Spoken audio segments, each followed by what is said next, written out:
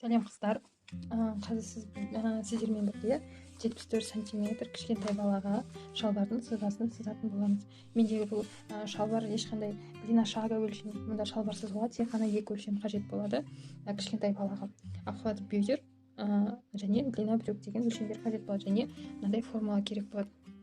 НБ деген формула, НБ деген формула бар. Ол охват бедроны 20-ға бөлгенге тең. Яғни бізде охват бедеріміз 52 болса, оны 20-ға бөлетін болса, калькулятор алайын. 52-ні бөлеміз 20-ға. 2-де 6. 2-де 6 сантиметр. Және бізде К деген коэффициент деген бар. Ол осы НБ-ні 2-ге бөлге тең. Мына жерге 20-ға бөлеміз, мына жерге осыны 2-ге бөлеміз. Сонда ол бізде осы 2-де 6 НБ дегеніміз, оны 2-ге бөлсек 1-де 3. 1-де 3 коэффициент, және N средний деген нәрсе бар. N средний әр ростқа, әр баланың несіне қарай N среднийіміз өзгеріп отырады. Мысалы, мына жерде менде 2-де 70-ші размерге, 70-ші баланың ростына 2-де 7 деген N средний беріпті. Мен оның таблицасын соңына қоямын, содан скринда боласыздар. N средний деп мой NP.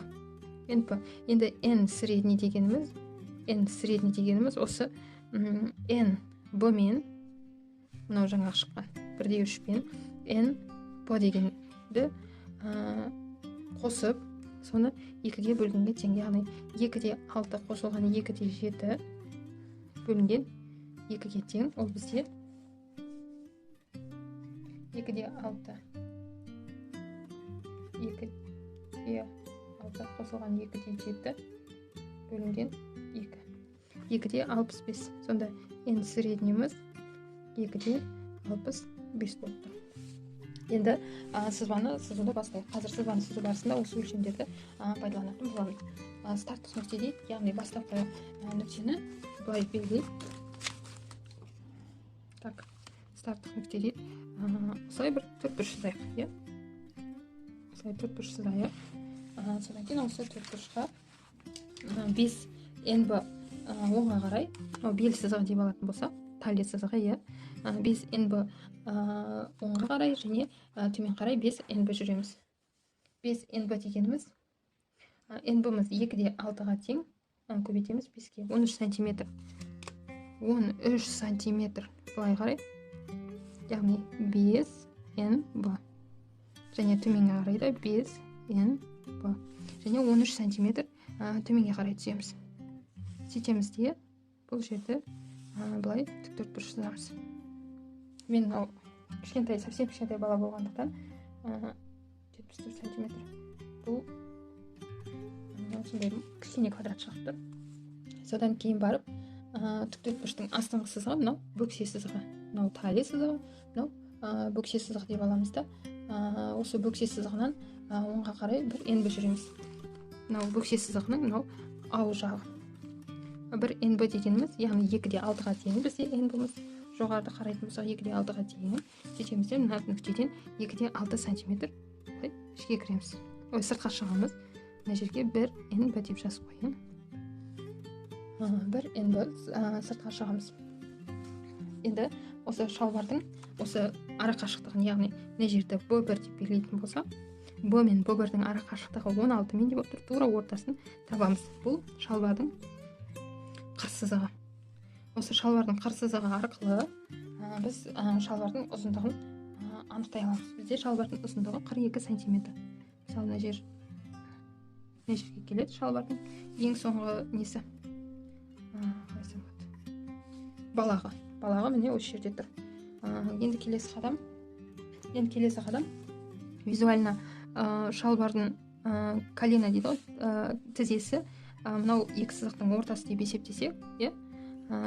Екі сызықтың тіпті былай алсақ болады. 42-ні 2-ге бөліп, коленаны 42-ні 25 деп, осы жері тізе сызығы болсын деп есептейік. Тізе сызығы негізі бұның размерлерін бәрін табу керек еді. Бәрін отырып іздеу керек. Так, мынау колено К к деп қойсаң, к сызығы. Келесі қадам бізде к деген нб-ны 2-ге бөлгенде, яғни 1/3-ке тең. Осы к-ны осы шалбардың бүкше сызығының прямо ауынан осылай жүргіземіз. 1/3 см. Мына жерге к деп жазып қойайын. К 1/3 см жүргіземіз. Сөйтеміз де мына сызықпен осылай қиғаш қосып шығамыз. Сонда мынау бізде шалбардың ауы шықты. Мына жерден к-ға ішке кіреміз. 1/3 см-ге к-ға ішке кіреміз. Сөйтеміз де қолымызда ликала болса ликаламен, ликала болмаса міне былай ішке. Міне осылайша шалбардың алдыңғы бөлігі дайын болды.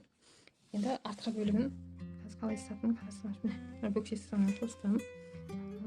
Ауы сызығын қостым. Сонда шалбар міне осылайша шығады.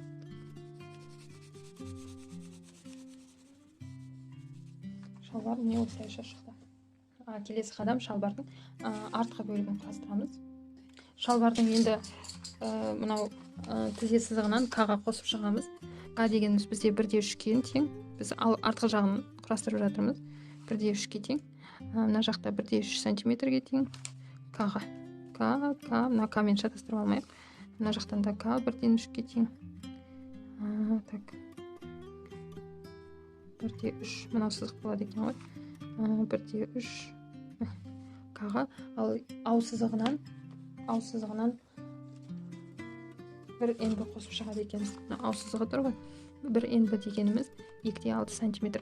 Мен осыны 2/6 см қатты қосуға кеңес бермеймін. Бір нб емес к-ға қосып шығайық. Мына жерде. Себебі қатты не болып кетеді. Үлкен болып кетеді ауыда.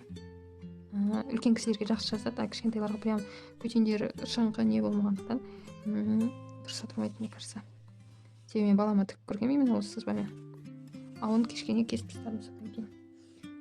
Осылай к-ға қосып шығамыз. Бұл бізде шалбардың артқы сызбасын сызып жатырмыз. Бөксеге де к-ға қосамыз. 1/3 см. Осылай. Енді жоғары жағында мына жерден осы нүкте болды, тіктөртбұрыштың шеткі нүктесі. К-ға ішке кіреміз. 1/3.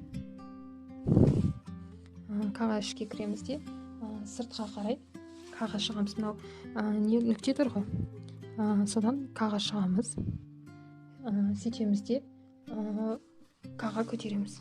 Бір бөлінген 2 к-ға көтереміз. Ол дегеніміз 1/3, бір жарты сантиметр деймін, көтереміз.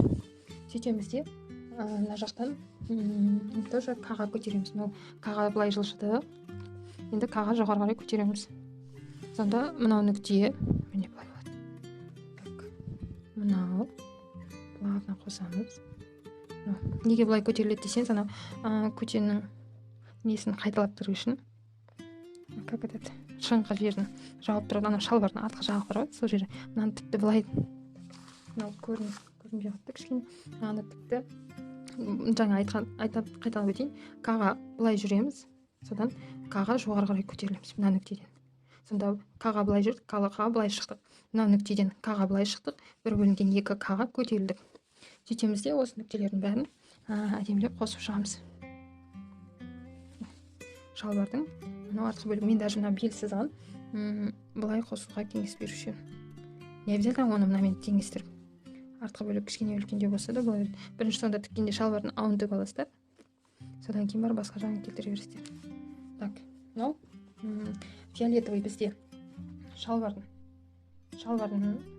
алдыңғы бөлігі болса, қызылмен сызылған границасы да ішкі жағының бәрі фиолетовыйды қамтып кетеді тіпті. Ол жағы шалбардың артқы бөлігі. Шалбардың артқы бөлігі мынау алдыңғы. Сонда шалбарда қиғанда 2 арты және 2 алды болады. Енді мынау памперс киетін балалар бар ғой. Памперс киетін балаларға мынау сызықты кішкене былай к-ға, К2,65 см, бір жарым к-ға түсіруге кеңес беремін. Бір жарым нб-ға. Шалбардың ауын бір жарым нб дегеніміз 2,6, 3,9 4 сантиметрге төмен түсіреміз. Бір жарым к дегеніміз 3,9, 4 сантиметр. төмен түсіреміз. Сонда бізде шалбарымыздың жаңа ауы, мына карандашпен жасайын, жаңа ауы артқы бөлігі былай, алдыңғы бөлігі тоже солай. Так, мына жер болса осылай болады. Сонда шалбарымыз памперске кішкене бір орны болады да, шалбарымыз кең киіліп, кең отыратын болады. Міне осылайша екі ғана өлшеммен, яғни охват бедер мен длина брюк арқылы біз осы сызбаны сызып алдық. Алдыңғы бөлігі ен среднийға және ен бұға қатысты құрылған болса, артқы бөлігі тек к-ға қатысты, яғни к қосамыз барлық жеріне, бүкіл жеріне. Мына жақта мына нүктеден к-ға жылжимыз, мына жақта мына нүктеден к-ға артқа жылжимыз да, соны жоғарыға көтерілеміз. Мына жерде бір бөлінген екіге к-ға көтерілеміз. Мына нүктеден түзуден к-ға жылжып, к-ға көтерілеміз. Міне осылайша кішкентай баланың 74-ші размерге арналған шалбарының құрылысы дайын болды. Жаңа жоғарыда мен осы схема туралы айтқан болатын, скриншоттап алыңыздар. Мынау баланың бойлары, адамның бойы кетеді былай қарай. Мынау НП-ның таблицасы.